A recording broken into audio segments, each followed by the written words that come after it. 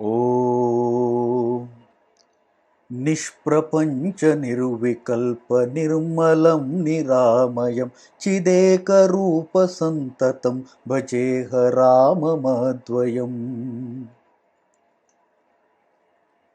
Dasharatha decides to make Rama his successor at a very crucial time.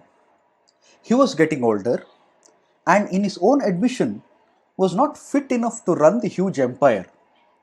So he decides that it's time to make Rama his successor. He does not take the decision on his own.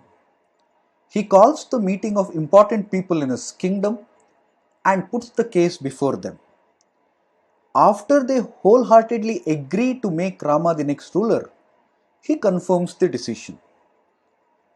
But there are a couple of things which makes us think that Dasharatha was not very straightforward in his actions. The first is the timing. Dasharatha calls for the meeting and decides to perform the Yuvaraja Pattabhisheka ceremony the very next day. It was an important occasion for the entire state. People should have been given time to prepare, but he simply hurried, giving astrological reasons. Why he had to hurry in implementing the unanimous decision of the court? Did he suspect something? In his monologue, he defends this urgency by pointing to bad omen. But there are two specific instances which point to some wrongdoing. First was the list of invitees for the ceremony. All important rulers were given the invitation except two.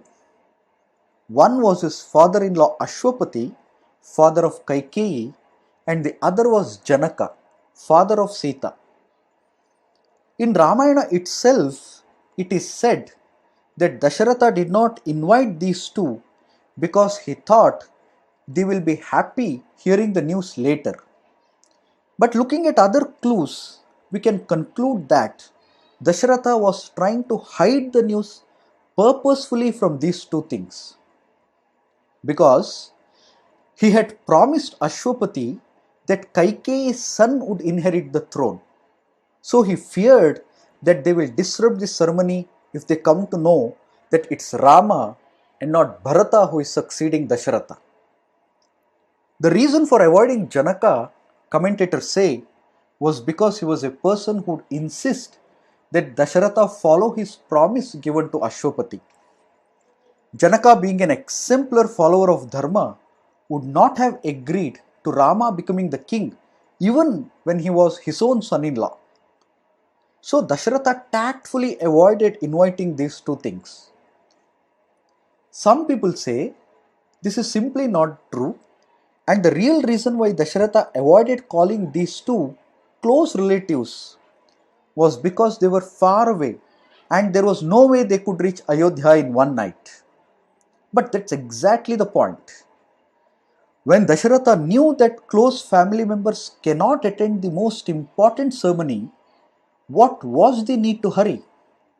Also, kings from other faraway places were invited, but these two were not even informed. That is the reason for suspicion. The other reason for doubting Dasharatha's intents are his words to Rama. He says it is the right time for the ceremony because Bharata is far away in his grandfather's place.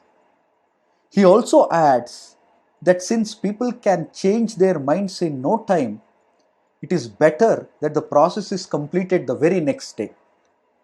Was Dasharatha fearing something? It seems like. Whether it was his belief in astrological clues or his inner fears, there was something suspicious about his hurried behavior. At last, Murphy's law came into play in this case.